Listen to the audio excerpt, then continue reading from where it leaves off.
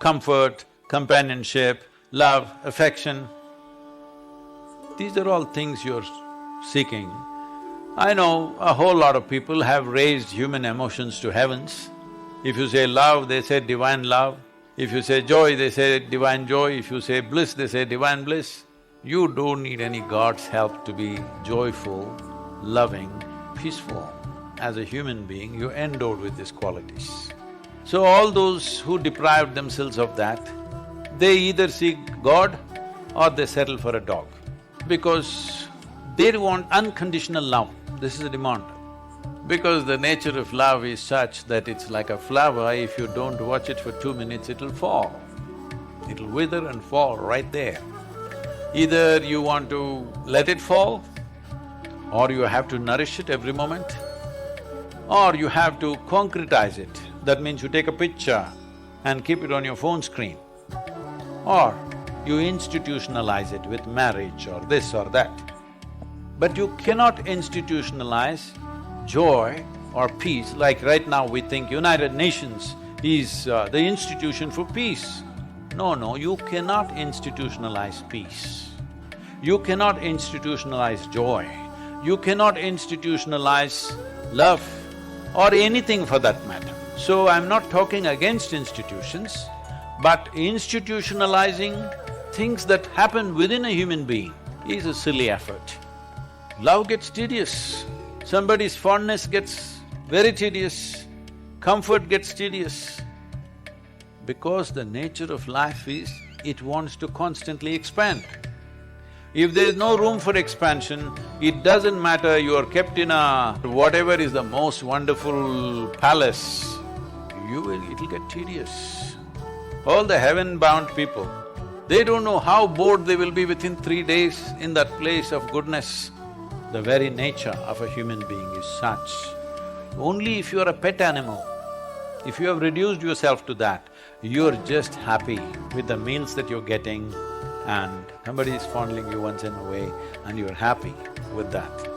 For that you must be a pet animal, you should not be born as a human being. Once you're born as a human being, it is natural wanting to break barriers. The barriers are not really physical. Whether you build your own house or you live in your parents' house or you live in a slave master's house, the house and walls are not the barrier. It is all within us. Before you realize that, or how soon you realize that, will lead to either transformation or frustration. See, do not separate seekers and non-seekers. Everybody is a seeker. Some quickly compromise, some endure. There is nobody who is not a seeker. Some seek and forage within their own limitations. Some seek in a safe manner, some seek dangerously. But there is nobody who is not a seeker, everybody is a seeker. It may not be a period for everybody, it may be just momentary for a whole lot of people. In the jungles, when some of my friends came with me, in the forest, not even deep inside, just to the borders of the forest, somewhere they go here, there and they get lost. They're just few meters away somewhere and they can't see us. Bah! They start crying. Grown-up boys. I've been lost in the forest for days and weeks, don't know where the hell I'm going. I know if I keep walking some road, something will come, because I know how wide Western Ghats are. At the most 150–200 kilometers if I walk, I will come to the coast or to some city. But in the meantime, you should see how people behave. Because for them, nothing big needs to happen. Smallest things, if they lose their wallet, they lose their phone, gone. Everything is gone, all right? So they don't have to lose their life. This is why I said, when a time comes when you're going to lose your body and everything that you know as life, either terror will come when they first realize that, but slowly as life starts ebbing, it gives you a certain anesthetic. This is the nature of life.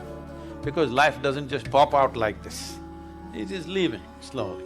As it starts leaving slowly, you will see there is a kind of an anesthetic, there's a kind of comfort that they come to. You will see they were struggling in pain, this, that was happening, but as death is slowly approaching, last few days you see they become peaceful, nice, some of them even joyful. A few are bewildered, what's happening? because they never thought this will happen to them. So, being lost is not about a certain situation, it is the nature of life. You have been given the intelligence to find out what is the nature of life. If you did not have the intelligence, if you were like any other creature, none of them have those problems. They're never lost, they're all fine. Physically, they may be lost in the terrain sometimes, but otherwise they're just fine. They never feel lost. This is the greatest privilege that human being has. You can be lost. Just believe me, if you cannot be lost, obviously you're chained, isn't it? See, these days I've seen, especially in United States, people are taking their children with a… what do you call this, like a dog leash. There is a thing where you can shorten the leash or lengthen the leash according to the traffic and whatever else is happening. A child is running on a leash. Maybe it's a practical solution, I'm not commenting about that. But one who is on the leash or a chain cannot be lost, isn't it? You need to understand, being lost is a great privilege because you are not on a chain.